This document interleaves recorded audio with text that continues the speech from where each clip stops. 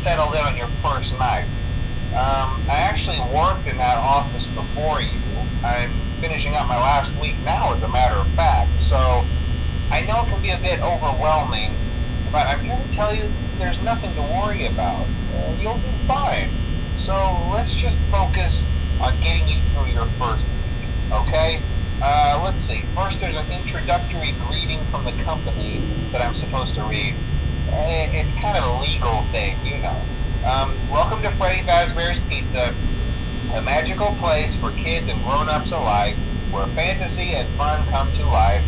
Fazbear Entertainment is not responsible for damage to property or person. Upon discovering that damage or death has occurred, a missing person report will be filed within 90 days or as soon as property and premises have been thoroughly cleaned and bleached and the carpets have been replaced. Blah, blah, blah. Now, that might sound bad, I know, but there's really nothing to worry about. The animatronic characters here do get a bit quirky at night, but do I blame them? No. If I were forced to sing those same stupid songs for 20 years and I never got a bath, I'd probably be a bit irritable at night too. So remember, these characters hold a special place in the hearts of children and we need to show them a little respect, right? Okay. So just be aware, the characters do tend to wander a bit. They're left in some kind of free roaming mode at night. Something about their servos locking up if they get turned off for too long. They used to be allowed to walk around during the day too, but then there was the bite of 87. Yeah, it's amazing that the human body can live without the frontal lobe, you know? Now, concerning your safety, the only real risk to you as a night watchman here, if any, is the fact that these characters, if they happen to see you after hours, probably won't recognize you as a person. They'll most likely see you as a metal endoskeleton without its costume on. Now, since that's against the rules here at Freddy Fazbear's Pizza, they'll probably try to forcefully stuff you inside a Freddy Fazbear suit. Now, that wouldn't be so bad if the suits themselves weren't filled with cross beams, wires, and animatronic devices, especially around the facial area.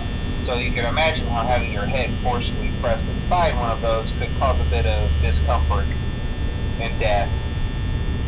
The only parts of you that would likely see the light of day again would be your eyeballs and teeth that pop out the front of the mask.